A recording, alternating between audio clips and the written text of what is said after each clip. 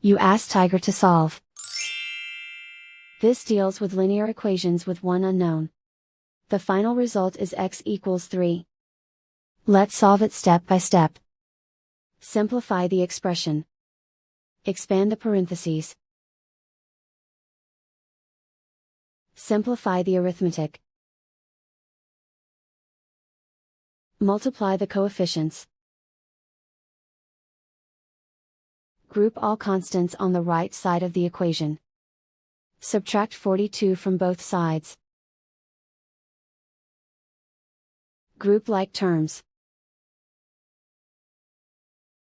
Simplify the arithmetic.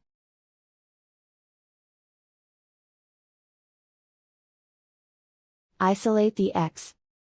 Divide both sides by -12.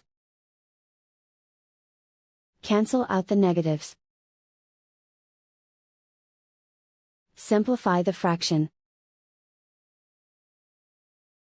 Cancel out the negatives.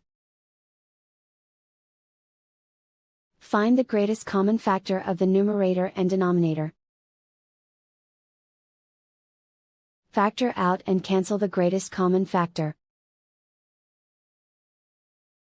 And so the final result is x equals 3.